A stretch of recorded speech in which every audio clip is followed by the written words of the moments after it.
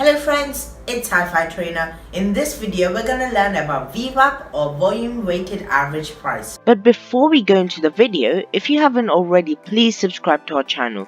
As you can see, I've already made videos on candlesticks, candlestick patterns, moving averages, relative strength, and I'm currently editing a video on RSI, so that'll be out soon. And I'll be making even more trading related content on my channel, so please subscribe. This video is about the basics of VWAP meant for beginners. So I'll be showing you what this indicator is and how we can use it on stock charts. But if you want me to make a video on strategies using VWAP, such as VWAP bounce, etc., then please let me know in the comment section below. VWAP or volume weighted average price is an intraday indicator, so it's meant for intraday only and not for daily charts, weekly charts, etc. And it's used by institutional traders as well as retail traders to find the average price the stock has traded throughout the day and to determine the intraday trend. Just to clarify, retail traders are individual traders who trade with their own money, and institutional traders are traders who trade using the money of the organization.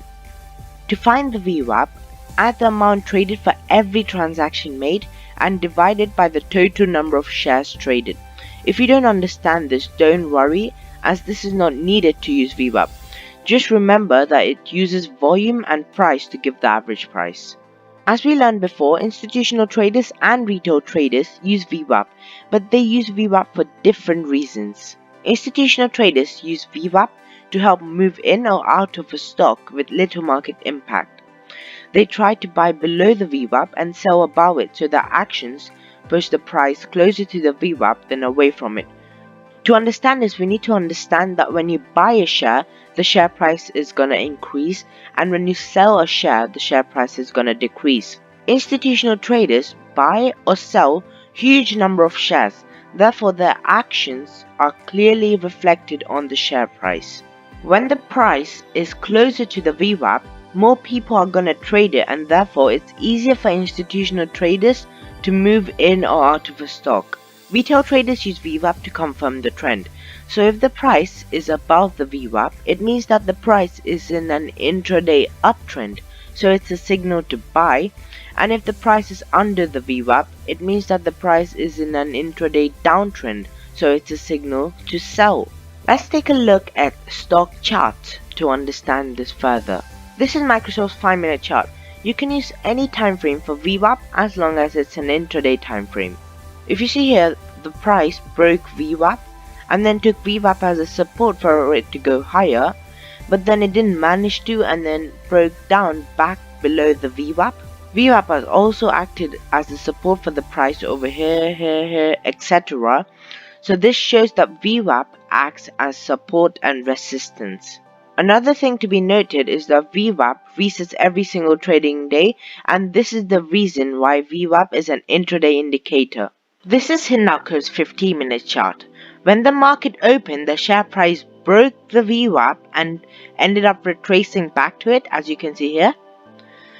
But it had difficulty breaking below the VWAP, as you can see here, due to the long lower wicks. After that, as you can see, the price went in an extremely bullish uptrend, and you can at least capture a bit of that using VWAP. Take a look over here. As you can see, the VWAP line was closer to the previous high, which was broken at the opening today. So the previous high was in between these zones, and then the price retraced back to the previous high.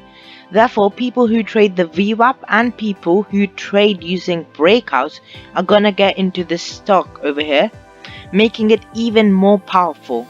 This is Carnival's 3-minute chart.